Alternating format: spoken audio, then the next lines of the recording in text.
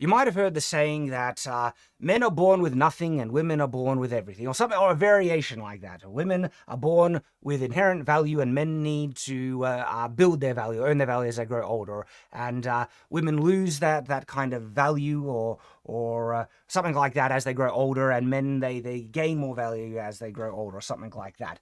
I hate that mentality, because could we slow down and just think about it a little bit more? And if you join me with this kind of logical analysis as we consider it properly, I hope you will discover with me the inherent falsehood and lies in this mentality, because it is full of crap.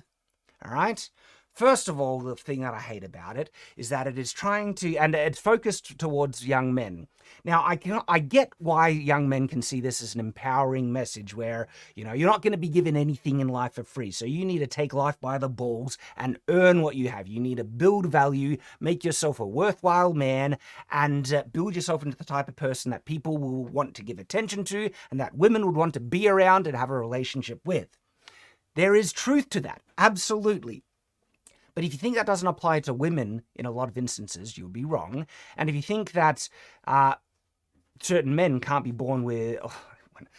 First of all, everyone is valuable, all right? And because, but no, that's kind of like a platitude, people might say. That, no, think about value in society, that society doesn't really care about men, and they have to develop and earn their value as they go through life. Okay, first of all, the type of value that people talk about when it regards to women, that they have inherently in and of themselves, is regarding beauty more often. That women have a type of youth and beauty and fertility that lessens as they grow older. And so women's kind of value has always been regarded as higher than men. First of all, that actually isn't true. Not always. The idea that good-looking men don't have or are perceived given certain privileges even early on and when they're young, by the sake of them being attractive, that doesn't exist, is a complete bit of bullcrap. Okay, the thing called the halo effect absolutely also applies to men as it applies to women. Really good-looking guys, okay, suddenly, like the type of value that this mentality, this narrative ascribes to women having inherently, all right, that actually applies to really good-looking guys, where women are suddenly attracted to them. What work did they do if they're just really good-looking and they have put in minimal efforts to even exercise, to gain resources, or any number of things like that, and women still will throw themselves at it, all right? And then there are just inherent traits like charisma and stuff that people can be born with. The fact that, like, are people forgetting just normal reality when we really think about this? And I'm not saying people are dumb. I'm not saying that, okay? I'm saying that I think people can get confused when they are told something that has a vein of truth. Because remember, I said there's like a vein of truth in there, and that can mask them from the deception that's actually being weaved here. Okay? Because absolutely, people, regardless, like, we're not born equally, and some people are just born with better looks, better charisma, better talents, better any number of things, right? That they are able to use to their advantage, even at a very young age. Then there are the inherent kind of differences between men and women, and this type of value that's ascribed to women in terms of youth and fertility and stuff like that.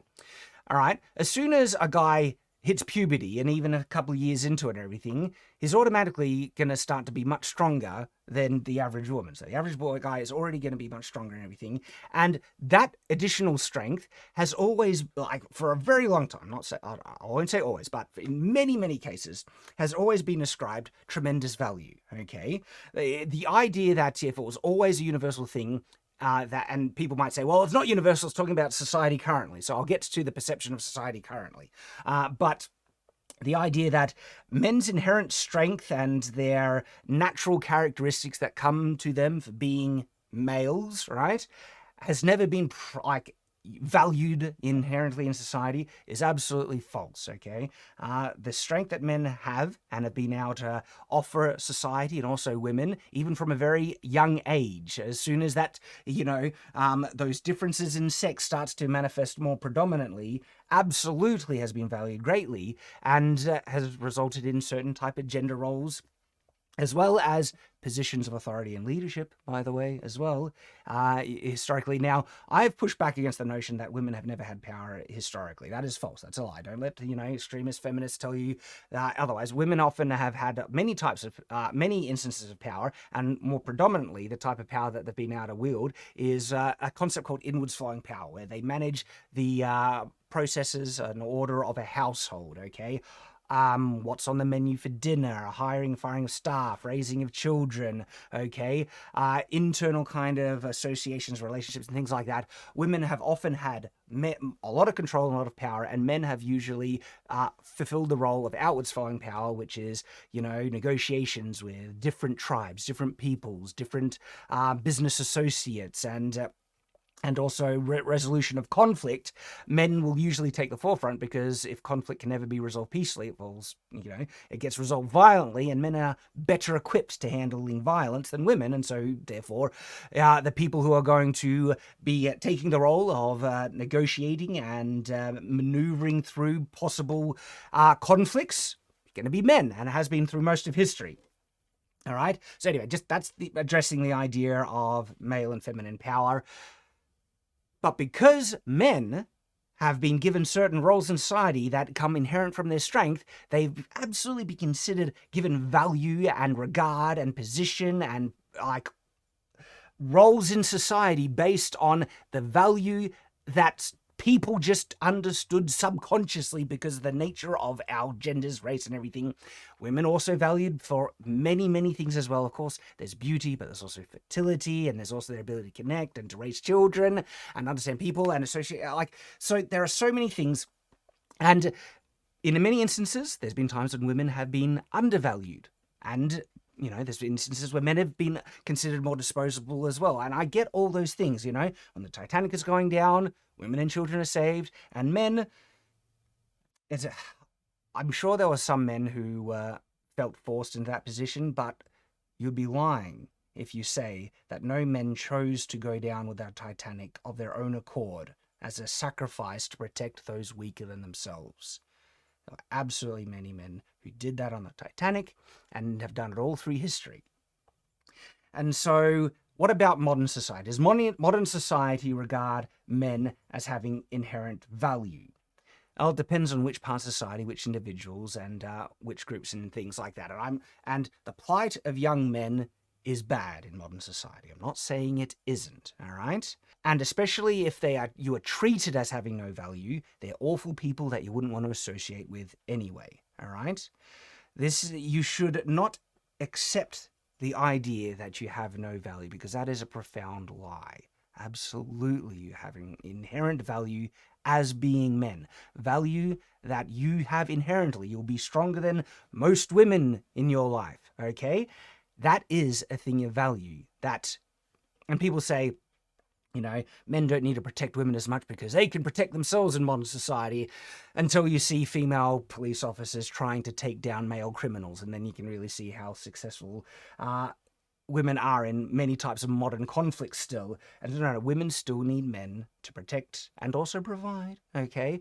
Especially if they're wanting to raise their children. The very basic biological kind of, I say agreement, but that's what originally marriage was, okay? It was an agreement that kind of came out of a biological thing. That's if you look at it more material perspective. I have a more religious perspective as to the origin of marriage. But even if we look at it from a more material kind of point of view, is that women, when they're pregnant, well, pregnancy can be a very debilitating thing. And there are some women who can handle it better, but some women who really, really struggle. In fact, there's a lot of women who struggle, especially towards later pregnancy. And so they need someone who can help them out. And by the way, because pregnancy is usually, well, not usually, it's always the result of two people doing something, okay? There is a man in that kind of, action who is responsible for the pregnancy as well. And so if he has any virtue or honor. He is going to be supporting the results of his action, which is fathering a child. And they should absolutely be there to help out. The woman should be his wife, okay, through that pregnancy while she struggles with it, because it can be very difficult and very debilitating. And so right then is the value that men have inherently, okay? Like, yeah, one of the inherent values that men have is that they do not get debilitated when pregnancy occurs, and they are fully physically capable to be able to continue giving what they have inherently valuable in this relationship, which is still needed. To try and say that the state can offer it, and the state can try, but nowhere near as good as what a devoted husband can offer, okay? As well as protection, by the way. The police don't always come on time or even are available, especially if certain, areas are getting defunded, right? That there's going to need men protecting women and families. And so the role of protector and provider hasn't disappeared, and men are capable of doing that inherently better than women because of their inherent strength. That is a value that you have as a man that is inherent to you, okay? So don't let anyone tell you that you don't have inherent value as a man. You absolutely do, as well as other important characteristics, and there's many, like all the masculine virtues if you look at them, right? And then you as a young man, you can see what virtues you have a bit that might be larger than other masculine virtues. Those are they're virtues. They are things that you have that are absolutely inherently valuable. Now, this isn't to say that you shouldn't be building yourself up to be better, and that you shouldn't expect anything to be given to you for free. And also, if you are like just inherently good looking and you have the halo effect, and people will just perceive you as like giving you certain privileges as an effect of just being really good looking, right? You shouldn't rely on those or use it as a crutch, or especially not a crutch, or manipulate and use them as a cheap kind of way to, get what you want. And by the way, women shouldn't do that either, all right?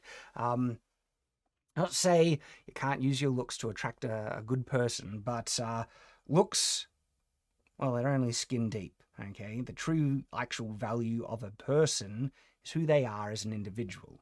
And even though, attractive surface appearance can be the thing that attracts your attention, the vastly more important thing to determine if this is a good person, a person that you want to give your attention and time to, is if they are a good person, who they are inside. So don't get distracted by prettiness on the surface, and don't rely on prettiness as a surface to get people to give you more attention than you really deserve, because you only deserve attention from other people, regard from other people, time from other people, if you're a good person, okay? And you treat other people with kindness and respect and all those good things as well.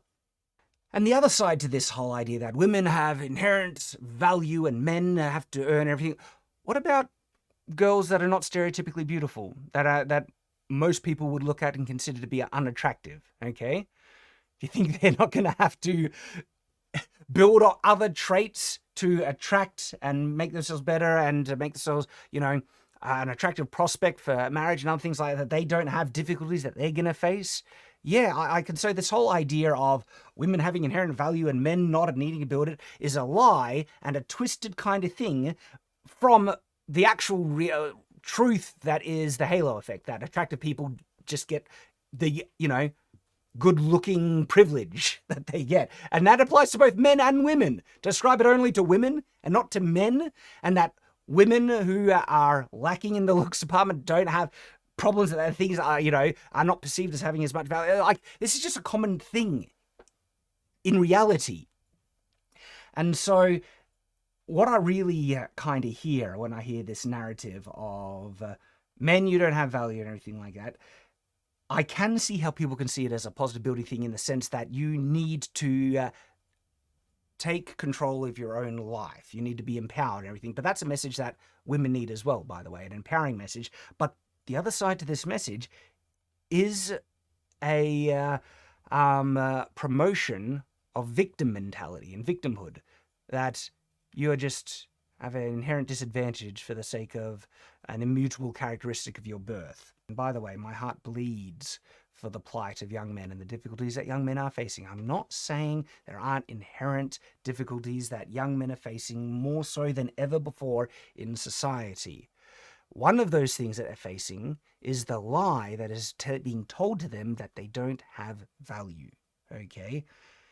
Because men who think that they don't have value, suddenly it's going to have so many negative follow-through effects.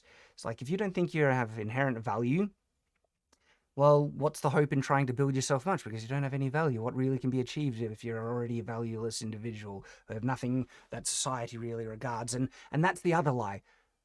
Most of society, not everyone in society thinks that.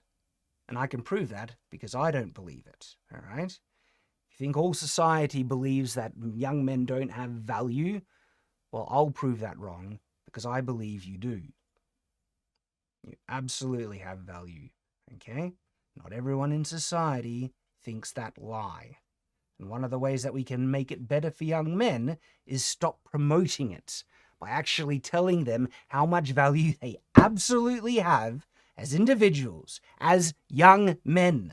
You have value as a man, value that people absolutely should respect and should value. And if they don't value you as an individual, as a young man, they're not worthy of your time. They don't truly respect you, especially if you come across people that just devalue you because you're a man. They do not deserve your attention or regard or respect at all. Ignore them and move along. They can be left alone in misery or in their echo chambers of actual, hate and disregard, okay?